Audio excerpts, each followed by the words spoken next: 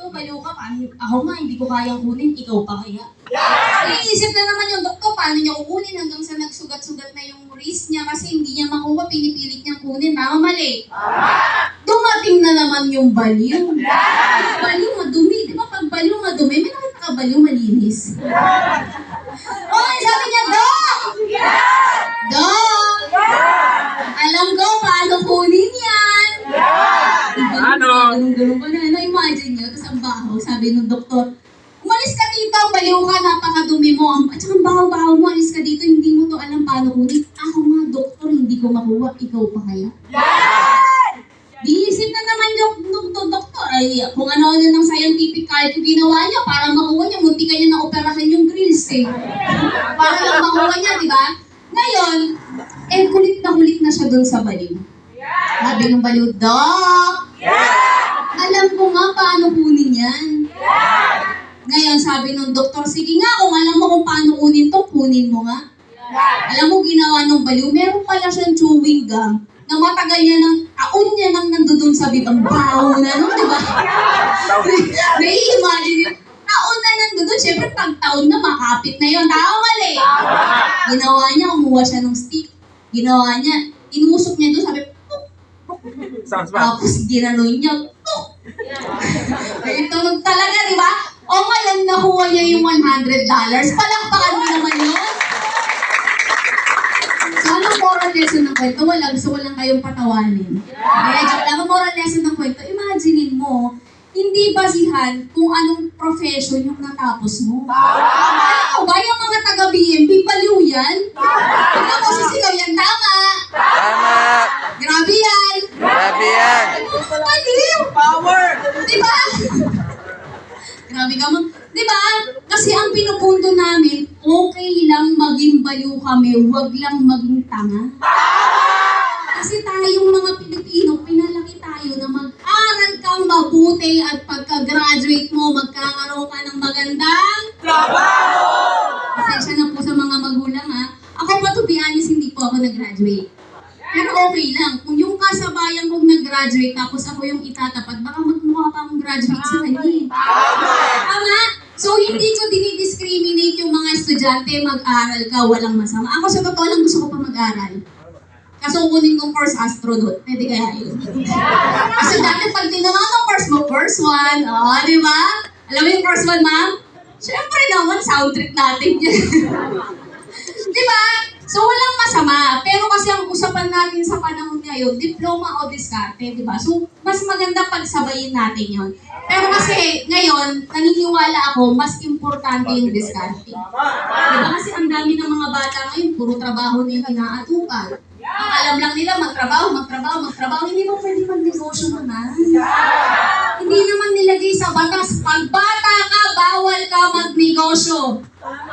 Meron ba? Wala.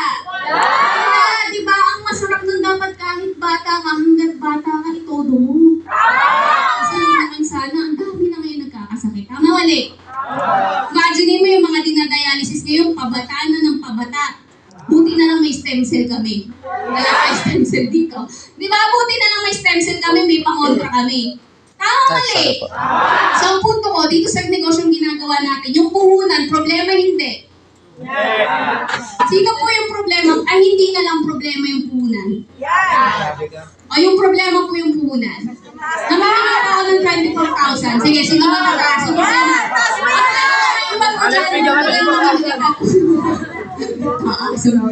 Di ba, hindi ang punto ko, yung 24,000 actually hindi siya problema. Yan yung solusyon sa matagal mo ng problema na pera. Bakit? Sino ba kami dati? Asa ba yung mga picture ko dito? Ba't hindi nyo ilabas para makita nila kung sino ko dati? Ayan, sa akin na ako nag-aaral, ganda-ganda siya. Di ba? So, sino ba ako dati? Dati lang din naman akong batang lagit na may pangarap eh. Na nung na-invite ako dito, parang ikaw, nakaupo din ako dyan, tapos iniisip ko kailan kayo matatapos itong magandang babae na to. Diba? Iniisip ko kailan kayo matatapos itong speaker na to, hindi ko naman intention itong gawin, hindi naman ako yayaman. Alam mo, yung close-minded ako, hindi ko alam kung yayaman ba talaga ako dito, mababago ba talaga yung buhay ko o hindi. Nga lang, alam mo kung saan ako na-challenge? May pinakabata kami dito, ilan taong ka? 25 years old nagdadrive sports ka. Mas maganda ako dun eh. Di ba? Tama mali. Sabi ko, kung ano yung kaya nila, baka mamaya mas kaya ko. Na-enhance na yung ganda ko kasi nagkakapera na tayo eh, di ba? Totoo pala talaga yung kasabihan, walang taong pangit, wala ka lang. Ano sabi niya kayo ha? Sorry sa mga international natin ha. Di ba? So, ang punto ko, sino ba naman si Ana dati? Tignan mo yung nagsalita kanina ngayon, grabe na yung bondat eh. Dati napakapayat. Sige, next mo pa, meron pa yan. O, di ba, ang papayat pa namin noon, ibig sabihin wala pa kaming pangkain noon. Yung mga itsura namin, hindi pa maayos. So, alam mo yun, na sabi ko ngayon, 24,000 solusyon yan eh. Gumawa lang din ako ng paraan. Naniniwala po ako na dala ka dito, wala kang pera. Agree? Yes! Pero hindi po ako naniniwala, wala akong paraan. Paano ko nasabi? Imagine mo, birthday mo. Fiesta sa barangay nyo. Binyag ng inaanak ay hindi, ng apo mo. Di ba kahit wala ka, mamumutang ka? Para lang may ipakain sa mga kapitbahay? Para lang ipagmayabang mo sa kapitbahay mo, huwag kang magulo dyan, may lechon ako, may in-order akong napakalang lechon. Kumain ka dito, halika dito, chinichismis mo ako sa labas ha. Di ba? Tama ganun tayo, di ba? Kasi ganun yung magulang ko dati. Alam mo yun yung kahit kinabukasan pagkagising namin, hindi na namin alam ano kakainin namin, basta may maihanda lang.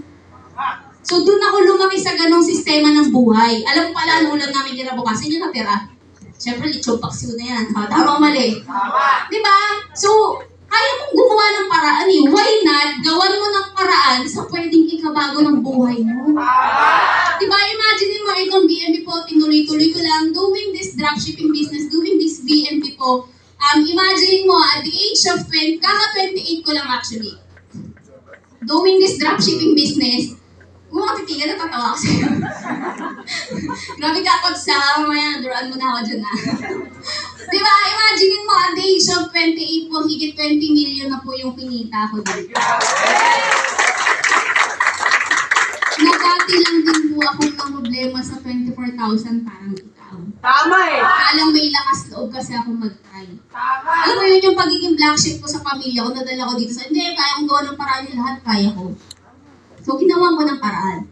Na alam mo yun, 24,000 ngayon, naging isa na rin ako sa mga achiever ng company. Nang malupit na part yan, doing this dropshipping business in just 1 year ha, nakapagpundar na po ako ng sarili kong resort. Diba?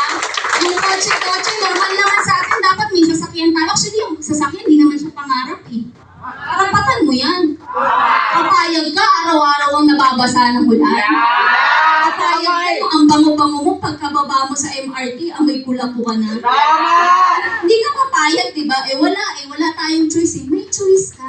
Tama. Nga lang yun yung pinipili mong choice. Tama talaga. Diba? So, karapatan natin yung sasakyan. Ako hindi lang ako pumayag yung ito itsura ka para. Hindi ko dinadaw yung mga nagko-commute. Ang point ko, pinangarap ko kasi sabi ko karapatan ko yung sasakyan ng mga nakikita ko diyan, karapatan ko yan. Hindi ako papayag yung mga mayayaman, yung mga DPWH lang yung nakasasakyan. Tama. Diba? Sila nga yung mayaman sa masamang paraan, ba't sa legal ayaw mo? Kailangan mo lang siyang try. Kanina habang nanonood ako ng live, narinig ko, sabi nga, in 3 letra yung try, yun lang din yung ginawa namin. Ang dahil po sa salitang try, marami po yung nabago yung buhay. Na baka ikaw ngayon nag-iisip ka, try ko, actionan mo. Malay mo, ikaw naman ngayon na nakaupo dyan, yung mabago yung buhay mo. Oo, nakakatawa kami. Sa totoo lang nakakatawa itong ginagawa namin. Tama mali? Baliw nga kami. Ano baliw? Oh. 1 milyon, gumaganong kami, di ba? Nga lang, kung gagawin mo dun sa gitna na yun, ay, totoo, baliw ka na talaga. No? Hindi ka baliw-baliwan nun, di ba? So, ang point ko, mga baliw kami, oo. Pero yung pagkabaliw namin, inaalay namin lahat sa pamilya namin. Tama. Diba, imagine mo, ilang milyon na yung kinita ko dito. Yan. O, sige. Sige pa. Oo, diba? O, yan yung magkano yung check ko dyan? Yan yung nakaraan, 1.7. Yung sumunod, 2. Imagine mo, 1 milyon tinatalo ng income ko every month. Gano'ng kasarap? Ngayon kung bubuksan niyo yung account ko, imagine mo ang laman na po ng account ko ngayon, 7 million mahigit na. Kasi pa ako na 28 years old, yung 2 million na hirap na akong hawakan doon, napakabigat eh. Tapos pa-picture pa sila ng pa-picture. Sabi ko, paano pa tong 7 million? Baka tanggihan ko na kayo magpa-picture, di ba? Nakakapagod eh. Pero masarap yung pagod. Ang importante dito sa ginagawa natin, wala kang tinatapakang tao. Lagi mong tandaan, eto yung negosyo na sasamahan ka sa kung ano ka. Natatanggapin namin kung ano ka, pangit ka, maganda ka, may ngipin ka, wala, maputi ka. Sabi mo, wala akong ngipin, paano niya nakita? Maputi ka, maitim ka, lahat, kahit ano, professional ka, tambay ka, dati kang da-addict. Huwag lang yung hanggang ngayon nag-addict ka pa. Sir, okay ka, sir? Palapakan niyo nga si sir. Hindi natin sila naman, sir. Di ba?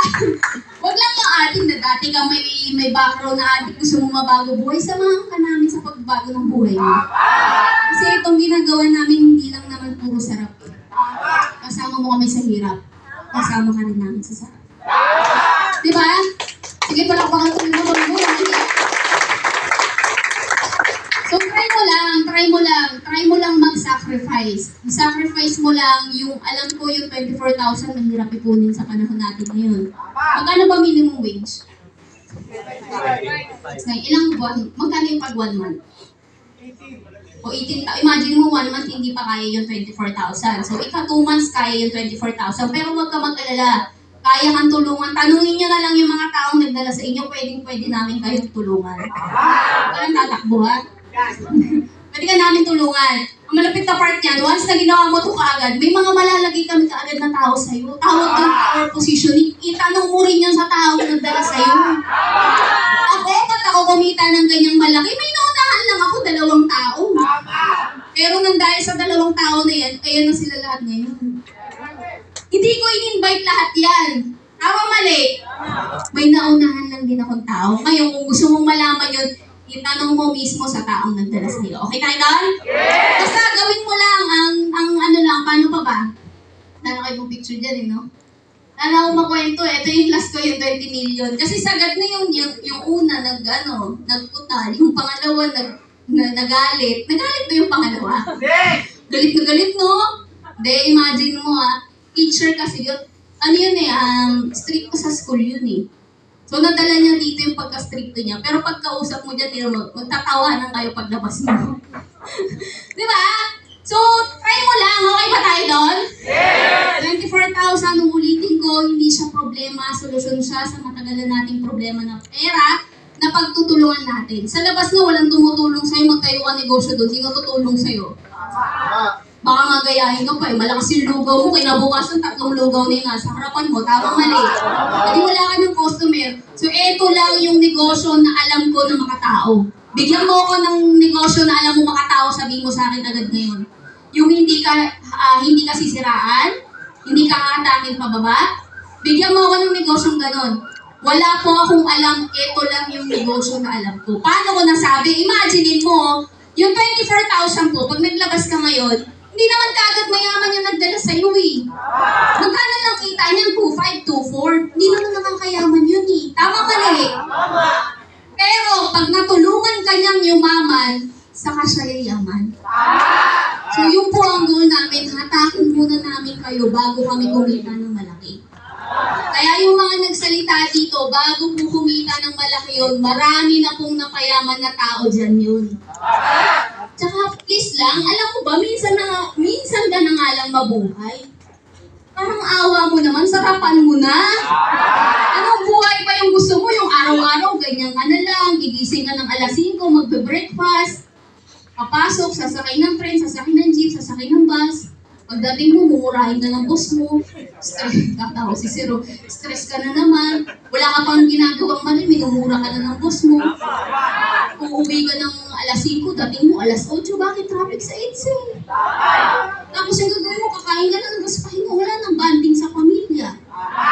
Diba, papayag ka ganun lumalaki yung buhay mo. Yung anak mo, baka mamaya pag-uwi, ikaw may tatay ko. Hindi ka nakilala ng anak mo kasi nagkikita na lang ka na kasi sobrang pagod ka. Diba?